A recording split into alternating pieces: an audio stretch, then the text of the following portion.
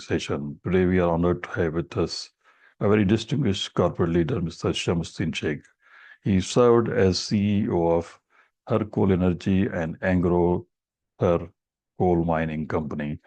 He's the longest career in corporate company. Today we will learn his view of corporate world and how our youth can build their career in corporate sector. So welcome, Mr.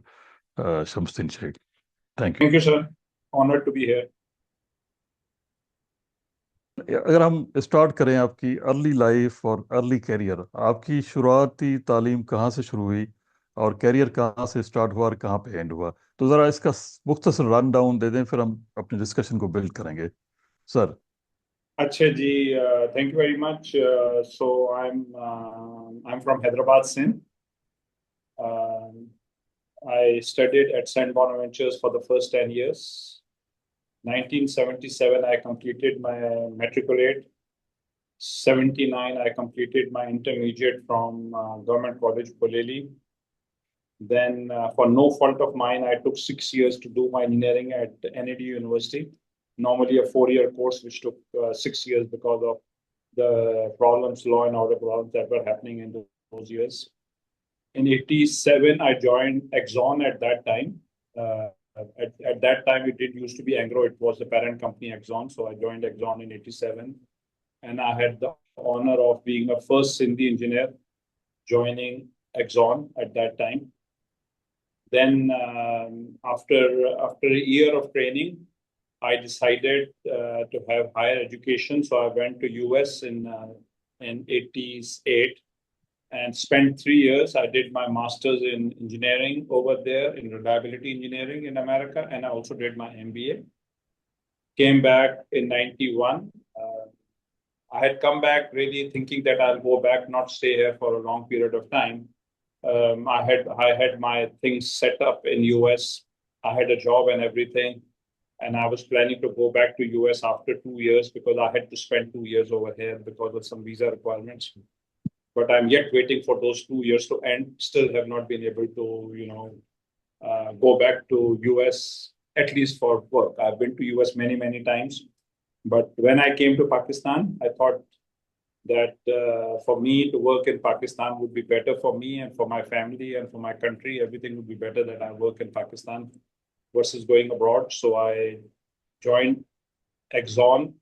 At that time in 91, it was no more Exxon. वो उस वक्त एंग्रो बन गई थी, तो उस वक्त मैंने एंग्रो ज्वाइन कर ली 91 में, जो कि एम्प्लॉय बाय आउट कंपनी थी, पाकिस्तान की पहली एम्प्लॉय बाय आउट कंपनी थी. फिर एंग्रो ने बहुत तरक्की की और मैं उसकी तरक्की का हर तरह से पार्ट रहा. एंग्रो ने जहाँ पे भी कोई नया प्रोजेक्ट लगाया, अल्हम्दुलिल्लाह, वेदर वो प्रोजेक्ट कराची में वो पैक टर्मिनल था जो कि आजकल मशहूर है एलएनजी की वजह से, वो मैंने लगाया. उसके बाद मुझे डहरकी दोबारा भेजा गया. उसके बाद फिर मेरे को उन लोगों ने डहरकी का एडमिन मैनेजर बनाया. फिर उसके बाद इन्होंने मुझे कराची में पोर्ट कासिम में नया फर्टिलाइजर प्लांट लगा रहे थे जरखेज का, उसका मुझे मैनेजर बनाया. उसके बाद में एंग्रो फूड्स की सप्लाई चेन का हेड बना. वो भी एंग्रो फूड्स नहीं लग रही थी, मुझे उसका सप्लाई चेन का हेड बनाया. उसमें हमने बहुत काम किया.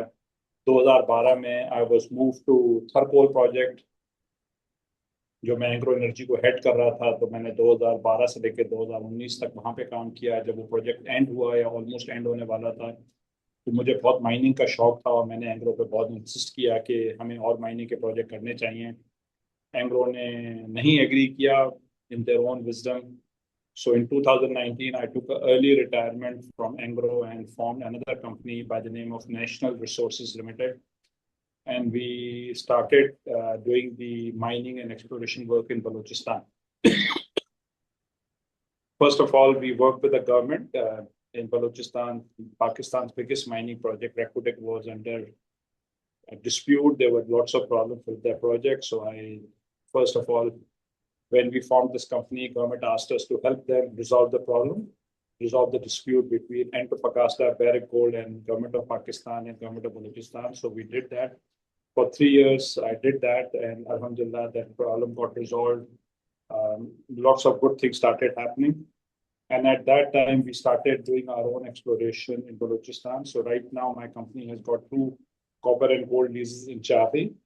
We have antimony leases in Kila Abdullah and Pishin. and we have got one barite lead zinc lease in Khusdar. So we have 5 leases. We are the only Pakistani exploration company which has got 5 leases in Balochistan. So we are working in Balochistan. So almost from an engineer MBA, I've become a geologist almost, and now most of my time is looking after that company. I'm also at present chairman of Pakistan Mineral Development Corporation, which is a 100% government organization. I'm also chairman of theirs, and we have coal mines and we have salt mines, so we do it. So I'm almost mining professional. Pakistan में mining में जो कुछ भी होता है, one way or the other, I get involved in that because मेरा काफी अब तजर्बा भी हो गया है. And राहुल जो साहब ने कहा कि मेरा करियर कहाँ पे एंड हुआ, करियर तो अभी शुरू हुआ. करियर कहाँ? Last question, sir. This was such a brilliant career. You know, you have seen all the, tiers of corporate world. So we are so lucky that you are with us today. Sir, हमारा question ये होगा आपके साथ कि आपने इस इतने सारे करियर में कौन से डिसीजन थे which actually shaped your career and you become one of the leading corporate leader in Pakistan as well as internationally. तो आपके कौन से डिसीजन थे अर्ली जिसने आपके पूरे करियर को शेप किया? आप कुछ रावजा साहब कुछ हैरान होंगे, मैंने कभी भी अपनी जिंदगी प्लान नहीं की. मैंने अपनी जिंदगी बहुत हद तक अनप्लान्ड गुजारी है. अगर मैंने कोई अच्छा प्लान किया था तो मैंने प्लानिंग की थी. मुझे दो चार चीजें हैं जिन्होंने मेरी जिंदगी में बहुत बड़ा फर्क किया. मैं अमेरिका में मास्टर्स करने गया था, इनफैक्ट पीएचडी करने गया था इंजीनियरिंग में. तो मैं जब मास्टर्स कर रहा था तो मेरे बड़े भाई ने मुझसे मुलाकात की और मुझसे कहा कि तुम पीएचडी ना करो, तुम अगर पीएचडी करोगे तुम्हारा करियर सारा खत्म हो जाएगा, तुम किसी यूनिवर्सिटी में जाके लग जाओगे, तुम एमबीए करो. मेरा भाई मेरे पे बहुत इंसिस्ट किया. शुरू में तो मैंने मना किया उसे कि मैं नहीं कर सकता, मेरे पास पैसे नहीं है. बट उसने मुझसे कहा कि कितने भी पैसे चाहिए होंगे वो पैसे कहीं ना कहीं से बंदोबस्त करेगा. मैं खुद प्लेटें धोऊं, गाड़ी धोऊं, जो कुछ भी करना है करूं, लेकिन मैं एमबीए जरूर करूं. मैंने एमबीए किया. मेरे साल में जिंदगी का सबसे अच्छा फैसला था कि मैंने एमबीए किया. उसके बाद जब मैं पाकिस्तान लौट कर आया तो उस वक्त मैंने ये फैसला किया हुआ था कि मैं 2 साल पाकिस्तान रह के अमेरिका दोबारा चला जाऊंगा. लेकिन जैसे ही मैं आया तो अल्हम्दुलिल्लाह मुझे एक्सॉन में नौकरी मिली, एंग्रो में नौकरी मिली. और एंग्रो ने कभी मुझे सोचने का मौका ही नहीं दिया. मैंने भी बहुत मेहनत की और उन लोगों ने भी मेरे साथ इतनी मेहनत की और इतना मुझे तंग किया और इतना मुझे काम दिया कि मेरे को कभी वो 2 साल कैसे खत्म हो गए.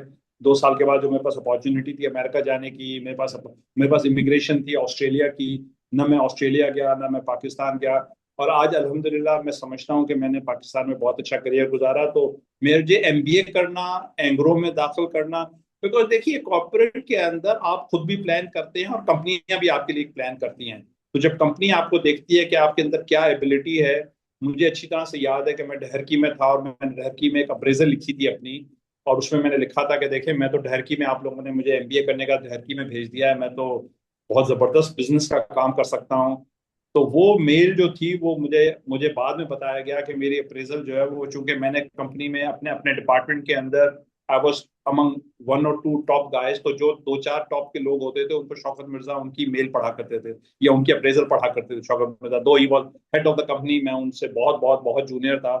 लेकिन शौकत मिर्जा ने मेरी अप्रेजल पढ़ी और उसमें लिखा था कि मैं कराची में आके बिजनेस में काम करना चाहता हूँ, बिजनेस डेवलपमेंट में वर्सेस इंजीनियरिंग में. तो उन्होंने वो मेरी अप्रेजल उठा के असद उमर को भेज दी और असद उमर ने बाद में, जब असद उमर को जरूरत पड़ी तो असद उमर ने मुझे बुला लिया कराची में और मेरा ट्रांसफर हो गया. तो एट टाइम्स आप प्लान करते हैं और एट टाइम्स जो है कंपनी प्लान करती है. मेरे अंदर फॉर्चुनेटली अनफॉर्चुनेटली मैं इतना काम में बिजी था, जो भी मुझे काम मिलता था मैं इतनी उस पर मेहनत करता हूँ आज तक. आज मैं 66 का हूँ, लेकिन मैं किसी भी यंगस्टर से ज्यादा मेहनत करता हूँ. मेरे पे जो जिम्मेदारी होती है वो मैं पूरी 100% जिम्मेदारी अपनी पूरी करता हूँ.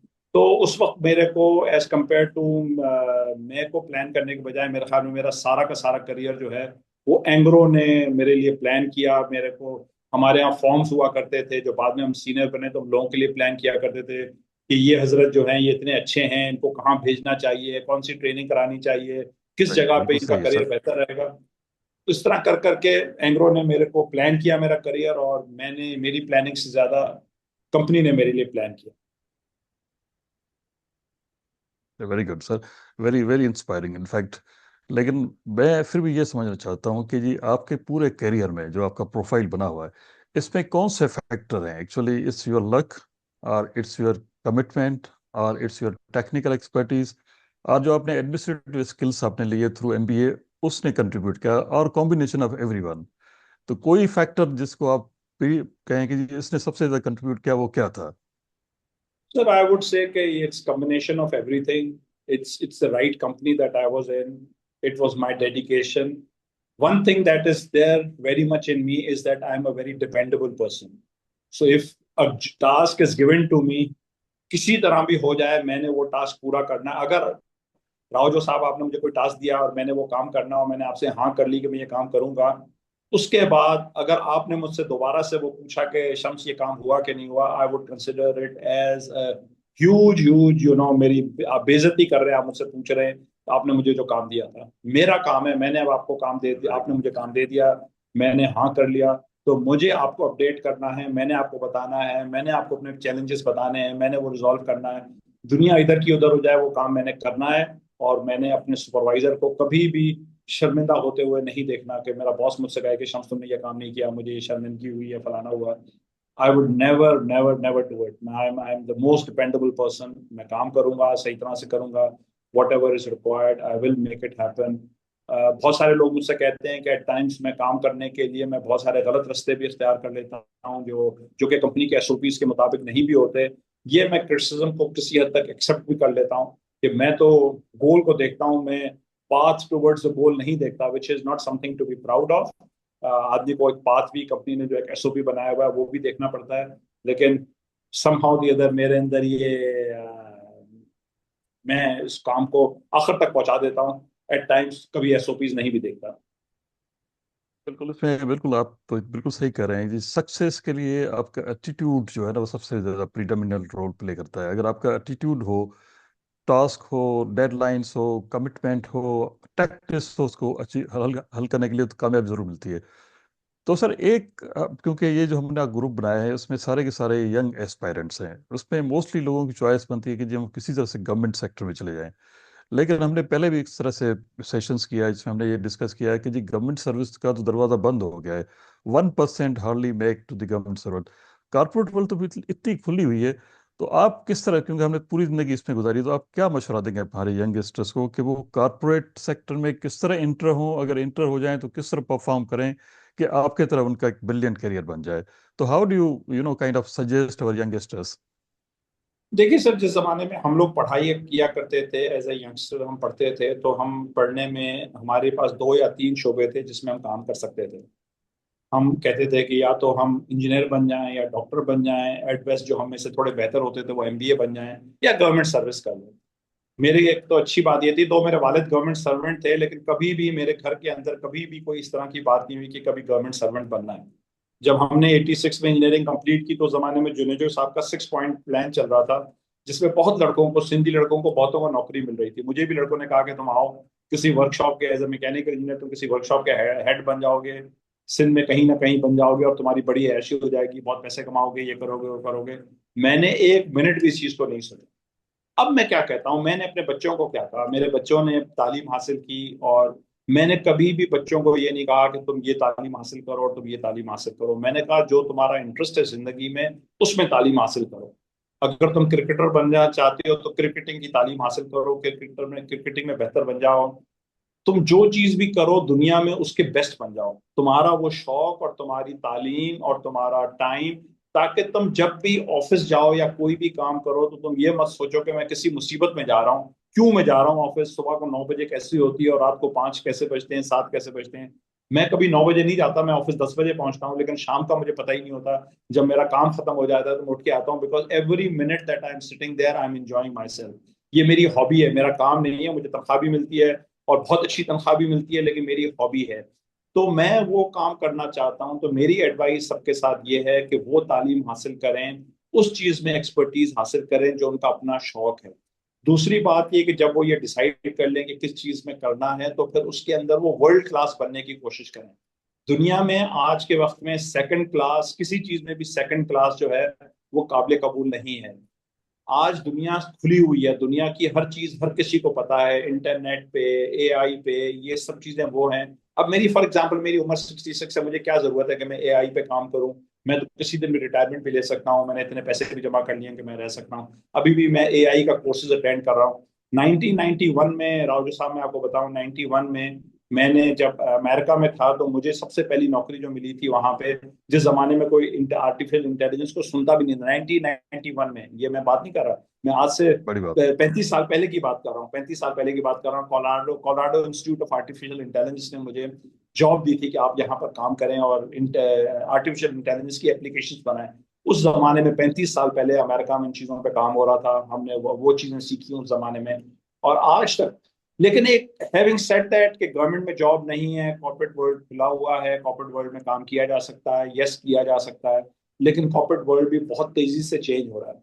आज हम जो लोगों को हायर करते हैं तो वो स्किल्स बहुत, हम बहुत डिफरेंट स्किल्स के लोगों को देखते हैं। हम नॉर्मल स्किल के आपने यूनिवर्सिटी में बहुत अच्छा पढ़ लिया ये नहीं देखते। इसके लिए जो बहुत जरूरी है कि आपको, आप तरीका है कि या तो आप अपना काम करें। कॉर्पोरेट भी पीछे रह गए, जैसे गवर्नमेंट पहले पीछे रह गई थी, अब कॉर्पोरेट भी पीछे रहती जा रही है। अब रहता जा रहा है कि आपके अंदर खुद क्या है, आप एक ही वक्त में 6 लोगों के साथ काम करें, अपनी अपना अपना अपने आप को डेवलप करें कि आप कितनी एबिलिटी हो जाए कि आप अपना काम खुद कर सकते हैं। मैं तो ये कहता हूँ और मैं अपने बच्चों को भी ये कहता हूँ कि नौकरी मत करो, तुमको ठेला लगाना है, तुम सदर में खड़े होकर एक ठेला लगाकर अपने लिए नौकरी वो काम करना शुरू कर दो। तुम छोले बेचो, तुम कुछ भी बेचो, लेकिन कुछ ना कुछ करो, अपनी अपना काम करो, अपना काम करो, क्योंकि वक्त के साथ साथ चीजें चेंज हो रही हैं। रेपिटेटिव काम, अब फॉर एग्जांपल हम इंजीनियर हैं, इंजीनियरिंग करके आप आज क्लॉड में डालें, क्लॉड के फॉर्मेट्स में डालें कि मुझे ये चीज इंजीनियर करनी है, इस किस्म की पाइपिंग बनानी है, ये करना है, वो खुद ब खुद कर लेता है। तो इंजीनियरिंग तो अब ऐसी सूरत आ गई है कि आपकी design engineering, process engineering, plant के अंदर इश्यूज जो है, डेटा मैनेजमेंट, डेटा एनालिटिक्स, इतना कुछ डेटा अवेलेबल है। हम फॉर एग्जांपल जियोलॉजी में काम करते हैं कि जी सोना कहाँ है, चांदी कहाँ है, हम इतनी पता नहीं कितने सर्वेस करते हैं, फिर ड्रिलिंग करते हैं, फिर ड्रिलिंग करके हम डेटा को बाहर निकालते हैं, कोर को निकालते हैं, उसको स्टडी करते हैं। आज एप्स आ रही हैं जो कि आपको क्लियरली सैटेलाइट्स के थ्रू जो डेटा अवेलेबल है, पुराने डेटा के थ्रू, दुनिया जहाँ का डेटा जो अवेलेबल है उसके थ्रू आपको बताते हैं कि ड्रिलिंग ऐसे करो, ये चीज इस तरह होनी चाहिए, ये चीज। तो इतने सारे जियोलॉजी के कोर्सेज, इतनी सारी जियोलॉजी की मेहनत अब सारी की सारी एक छोटे से कंप्यूटर के अंदर अवेलेबल है। आपको वो कंप्यूटर समझना है, आपको वो स्किल समझनी है, आपको वो डेटा समझना है। और अगर आपने वो डेटा समझ लिया, स्किल समझ लिया अपनी तालीम के साथ, only then you will be able to survive. अब वक्त के लेकिन साथ सर, साथ इसमें इश्यू ये है सर के मतलब सारे लोग जो सारे हमारे बच्चे हैं जो हमारी यूनिवर्सिटी से निकल के आते हैं, सबके साथ सबके पास ये अपॉर्चुनिटीज नहीं होती और सब चीज़ें अंडरस्टैंड नहीं करता। सबकी ख्वाहिश होती है कहीं से कहीं ना कहीं से मुझे हमें पहले कहीं जॉब मिल जाए, ट्रेनिंग मिल जाए और आगे हम अपने कैरियर की ग्रोथ करें। जिस तरह की आप बातें कर रहे हैं, इस तरह की wholesome training, wholesome education, wholesome mentoring तो हमारी नहीं होती। तो ये बच्चे कहाँ जाएं सर? इतनी आउटपुट होती है जब बच्चों की इंटैक्ट होती है, इतने यूनिवर्सिटी ग्रेजुएट्स निकलते हैं, इवन आपकी फील्ड इंजीनियरिंग में इतने ग्रेजुएट्स आते हैं, इनके कहाँ पे मौके मिलेंगे? उनको हम किस तरह गाइड करें कि जी आप इस लाइन को चलेंगे तो फिर आपके लिए रास्ते खुलते जाएंगे? तो this is a challenge for us, we have to guide them, we have to mentor them sir. जी, जी सर, मैं आपकी इस बात से एग्री करता हूँ। ये जो है, ये कराची की यूनिवर्सिटीज़ वगैरह में तो बहुत ज़्यादा लोग बहुत मेहनतें करते हैं, लेकिन जो हमारे सिंध के अंदर की यूनिवर्सिटीज़ हैं उस किस्म की मेंटरिंग नहीं है वहाँ पे अवेलेबल, और उस किस्म की एजुकेशन भी वहाँ पे अवेलेबल नहीं है। But somehow the other this is the future, क्योंकि आपको इस चीज़ पे तो आपको हर सूरत में आना ही पड़ेगा, आपको हर सूरत में इसमें मेहनत करनी पड़ेगी। अब हर जगह पे इंटरनेट्स भी अवेलेबल हैं, हर जगह पे कंप्यूटर्स भी अवेलेबल हैं, और आपको जो चीज़ें भी आप कर रहे हैं उसको होल फील्ड में आपको होल सम में समझना पड़ेगा।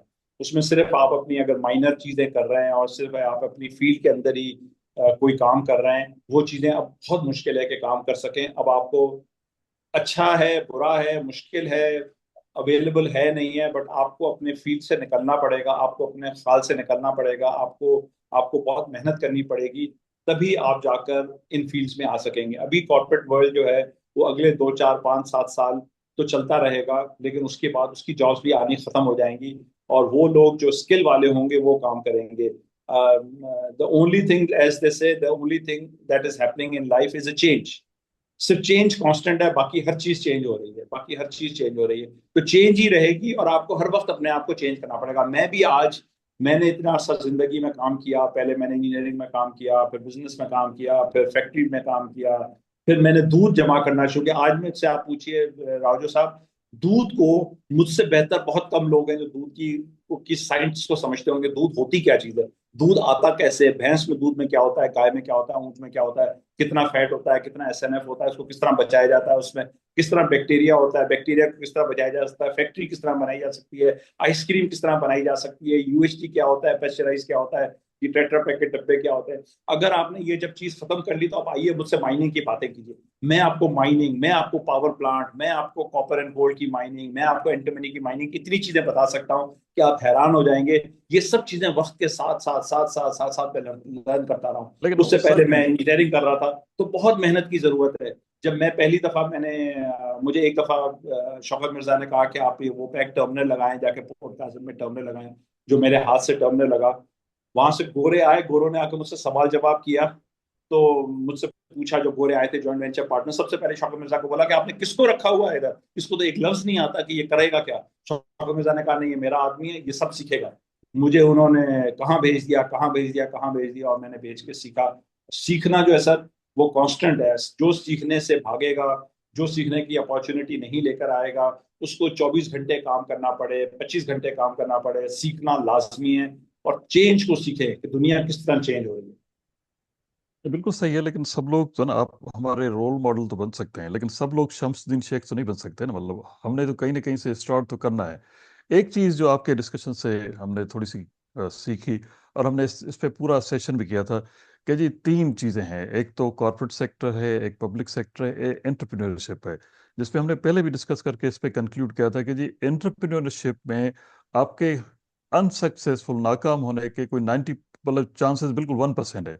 अगर आप मेहनत करेंगे, एक ही चीज में लगे रहेंगे, इन्फॉर्मेशन लेंगे, एक्सपेरिमेंट्स करेंगे, तो आपकी कामयाबी यकीनी हो जाएगी।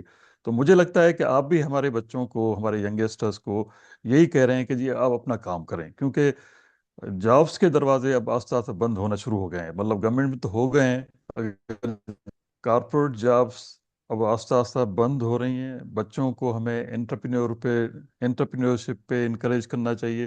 कैसे समझते हैं आप इस चीज़ को? जी, मैं तो बिल्कुल 100% चीज पे यकीन रखता हूँ कि all repetitive jobs corporate world में खत्म होती जा रही हैं। आस्ते आस्ते करके अभी हम जो लड़के, जो हमें बहुत सारी चीजें, जो बच्चे, नए नए बच्चे आते हैं सिस्टम में, वो हमें इस तरह चैलेंज करते हैं, इस तरह आर्टिफिशियल इंटेलिजेंस से चीजें वो लेकर आते हैं कि हम देखते हैं कि यार, ये अगर हम उस वक्त में होते तो हमारा होता क्या। मतलब हर चीज तो कंप्यूटर खुद ही कर लेता है हमारे को। बहुत अभी हमने थोड़े दिन पहले एक लड़के से मैंने कहा कि हमें ड्रिलिंग की एक अपनी कंपनी बनानी चाहिए। हमसे जो कॉन्ट्रैक्टर्स आते हैं वो हमारे साथ सही ड्रिलिंग नहीं कर रहे, ये नहीं कर रहे। उसने बोला अच्छा सर, मैं इस पर मेहनत करता हूँ, कल आपको एक रिपोर्ट बना के दो। मैं अभी रिपोर्ट बनाता हूँ। मैंने बोला हाँ, 2-3 हफ्ते में तो मुझे रिपोर्ट बना दो उस पर कि हमने ड्रिलिंग कैसे करें, कितने की मशीनें खरीदें, क्या करें। दूसरे दिन उसने मेरे टेबल पे एक बहुत अच्छी रिपोर्ट रखी हुई थी। मैं हैरान हो गया पढ़ के। मैंने बोला एक रात में तो नहीं, ये कैसे कर लिया। तो हंसने लगा, सर मैंने तो नहीं किया, ये तो क्लॉड ने बना के दिया मुझे। बाकायदगी से जबरदस्त किस्म की, पे वो क्लॉड को फीड कर रहा था, अपनी सारी जो भी हम काम करते थे वो उसमें फीड कर रहा था। डेटा एनालिसिस कर रहा था। तो Claude had all our data and the Claude, he just went on to say तो क्लॉड के यार, ये कॉन्ट्रैक्टर्स अच्छा काम नहीं कर रहे, अगर हमें खुद करना पड़ेगा तो क्या करना पड़ेगा। तो उसने, क्लॉड ने उसी रात में हमारे को एक जबरदस्त किस्म की, विद इन नो टाइम उसने हमें रिपोर्ट बना के दे दी। तो मैं दूसरे दिन सुबह को पढ़ के हैरान हो गया। पहले तो उसने मुझे बताया नहीं कि वो एआई की है। मैंने कहा यार, ये तो मुमकिन ही नहीं है कि एक रात में तुम ऐसी रिपोर्ट बना सको। फिर वो हंसने लगा, उसने कहा सर ये तो क्लॉड ने बनाई है। तो अब जो है ना, चीजें चेंज हो रही हैं, चीजें। और ठीक है कि क्लॉड के बाद भी देखिए, क्लॉड ऐसे नहीं है कि क्लॉड हर चीज करता है। एआई पे हम आंखें बंद करके काम नहीं कर सकते। उसको हमें इम्प्रूव करना पड़ता है, उसके अंदर डेटा फीड करना पड़ता है, बट वो एक्सपीरियंस के साथ आता है। As a young people, entrepreneurship बहुत इंपॉर्टेंट है। कंपनियां भी इंटरप्रेन्योर्स को देखती है नए। What is entrepreneurship? Entrepreneurship is doing your own work, और when you go into the company, you do some out of box thing.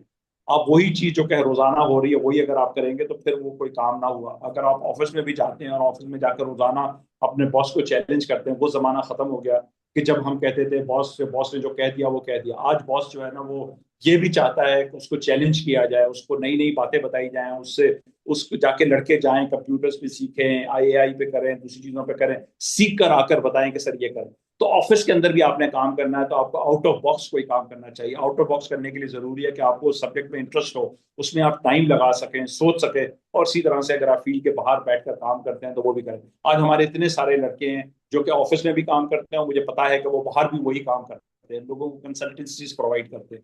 पहले ऑफिस में हमसे सीखते हैं, वो हमारे पैसों से सीखते हैं, ट्रेनिंग लेते हैं, बट साथ साथ वो बाहर का काम भी कर रहे होते हैं, हमारा काम भी कर रहे होते हैं, बाहर का काम भी कर रहे होते हैं। एक चीज तो ये हो गई, एक ये बहुत इंपॉर्टेंट है। और दूसरी चीज, हमें अच्छा लगे बुरा लगे, हमारे को ये भी बहुत इंपॉर्टेंट है कि अपने मुल्क से हम बाहर देखेंगे मुल्क के बाहर क्या कुछ हो रहा है, और हमें बाहर भी जो अपॉर्चुनिटीज हैं उसको भी ग्रैब करना चाहिए।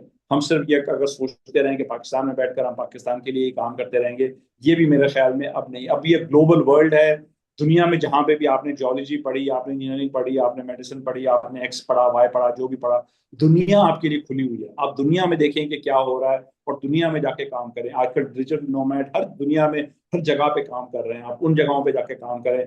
ये मत समझें कि सिर्फ पाकिस्तानी काम की जगह है, बस मैंने पाकिस्तान में ही रहना है। आप अपने माँ बाप की खिदमत, अपने वालदेन की खिदमत, आप अपने मुल्क की खिदमत, मुल्क में बाहर बैठकर अच्छे पैसे कमाकर, इज्जत से कमाकर ज्यादा खिदमत कर सकते हैं एज कम्पेयर टू पाकिस्तान में रह के करें।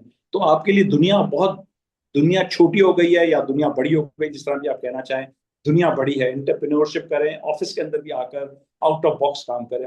इन द बॉक्स काम करने का टाइम जो है बहुत जल्दी से खत्म हो गया है, और आप वो शायद खत्म ही हो कुछ रहा है काम भाई। ऐसा रहे। बिल्कुल सही बात है, लेकिन एक मेरा आखिरी सवाल होगा, उसके बाद मैं हाउस को ओपन करूंगा। एक बात हमें मतलब, क्योंकि we are from old school, उसमें ये कही जाती है कि जी एआई इन्वेंशन से एक तो बच्चों की क्रिएटिविटी, थॉट प्रोसेस मतलब उस पर इफेक्ट हो रहा है, और दूसरे उनकी जॉब्स रिप्लेस कर रही है एआई।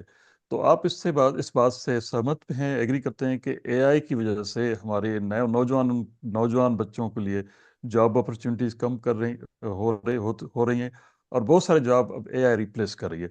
आपका इस पे क्या ख्याल है? Because you are having hands on experience, हम तो बाहर से देखते हैं चीज़ों को। जी बिल्कुल जी, बिल्कुल जी। जॉब्स जॉब्स एलिमिनेट हो रही हैं, जॉब्स बाकायदा खत्म हो रही हैं। अभी मैं कल, मुझे किसी एक लड़की ने फोन किया था, उसने कहा कि आप अपने जो मीटिंगें करते हैं उसके बाद एक व्हाट्सएप बनाते हैं और लोगों को भेजते हैं, ये करते हैं, मैं आपको एक रूटीन बना के देती हूँ जिसमें ये सब का सारा काम, जैसे ही मतलब जैसे ही मीटिंग खत्म होगी तो आप ये सारा का सारा काम, आपके लिए जो आपका क्लर्क या असिस्टेंट करता है वो सारे के सारे काम जो है ना वो मशीन खुद कर दिया करेगी। और बहुत सारे लड़कियों को हम जो असाइनमेंट्स देते हैं वो एआई पे लेकर आते हैं। इस सब चीज में एक फायदा भी है, नुकसान भी है। ऑब्वियसली रेपिटेटिव काम खत्म हो रहे हैं, जॉब्स कम हो रही हैं, इसमें तो कोई डाउट नहीं है, और कम होती जाएंगी जिस तरह चीजें आ रही हैं, और कम होती जाएंगी। बट उसके साथ ये भी एक जो इसका जो एक नेगेटिव साइड एक और भी है, वो ये कि आजकल सब लड़के जो हैं या लड़कियां, जो भी उनको क्वेश्चन मिलता है वो एआई पे जाके डाल देते हैं as compare to thinking themselves. मैं अपने बच्चों को हमेशा से कहा मेरा भी करता सवाल था, यही था। मैं अपने बच्चों को हमेशा कहा करता था कि यार तुम लोग जो है ना, मेरा बेटा अल्हम्दुलिल्लाह अल्हम्दुलिल्लाह बहुत ही होशियार बच्चा था, तो वो मैथमेटिक्स वगैरह में जिस जमाने में वो क्लास 3 और 4 में पढ़ता था, मैंने उसको ट्रिग्नोमेट्री लाके सिखानी शुरू की थी। क्लास 3 4 में ही was able to do trigonometry, और मैं उससे ओ एंड ए लेवल की किताबों की बातें किया करता था। और मैं उसको नसीहत करता था, मैं कहता था कि तुम्हारे लिए जो जहर जो है ना वो कैलकुलेटर है।